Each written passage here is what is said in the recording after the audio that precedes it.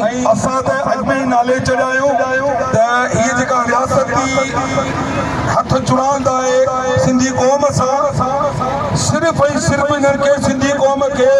कपिड़े वांगुरु निपुणो आहे असांजो रस कढणो आहे असांखे हर तरह सां हिननि मफलूज करे छॾियो आहे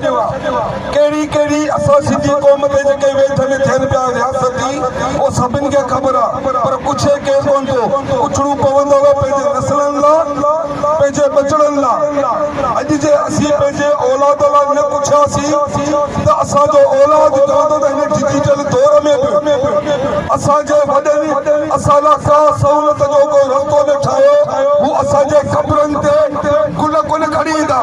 लालतनि जा पूजा खणी ईंदा असां अॼु जे हिन एतिजाज जे तवसर सां हिन नाम निहाद रियासत जे चङे मुड़ुस वज़ीर आला सिंध खे जेको सिंधी पार्टीअ जो अॻुवान सॼो वेंदो पर सिंधी क़ौम सां हर तरह सां नाजाइज़ूं कयूं इन्हनि माण्हुनि जिन खे सिंधी माण्हू या रियासत जी मशीनरी अॻियां कंदी आहे रियासत कॾहिं बि असांजे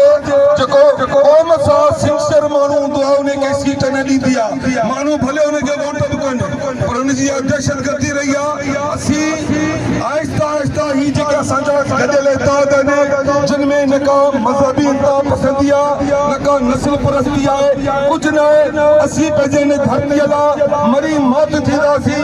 अमर थींदासीं ही चूल रियासत जी असीं फता खोली सम्झूं था ही रियासत जेका असांजे सिंध में चपे चपे ते फूल हणंदी रहे असीं कहिड़ी कहिड़ी शइ जो टैक्स कोन था ॾियूं असीं जेका थुक उछलायूं था उन जो बि असांखे टैक्स ॾियणो पए थो जवाब में इहे असांखे कहिड़ी सहूलियत ॾियनि था हैदराबाद खां वठी मटियारी रोड पटियो पियो आहे सभई माण्हू हलाक थिया आहिनि उन जो खून किथे लिखिजे हिन वज़ीर आला सिंध ते कमिश्नर हैदराबाद ते ऐं जेका नेशनल हाईवे आहे एनएच आहे उन जे चङनि मुड़ुसनि ते इन्हनि जी खून जी एफआईआर दाख़िल कजे रोड ते खड्डा रोड मोटरवे जिन खे चवंदा आहिनि N5 उन जी हालत तव्हां ॾिसो जिते किथे हिन जो मोटरवे मशीनरी जेके ऑफिसर आहिनि से बि उन्हनि जी पकदारी करे बीठा असां एक दफ़ो वरी हिन मीडिया जे तवसल सां हिन मेराके जे तवसल सां सूबाई मशीनरी ऐं वफ़ाक़ी मशीनरी के उनखे चिताव था ॾियूं त जेसीं ताईं असीं जीअरा आहियूं असांजी साह जी रग फड़कंदी पई तेसीं ताईं हिन जे टूल जा मोत कोन लॻंदा जीअं सिंधु देश जीअं साईं जी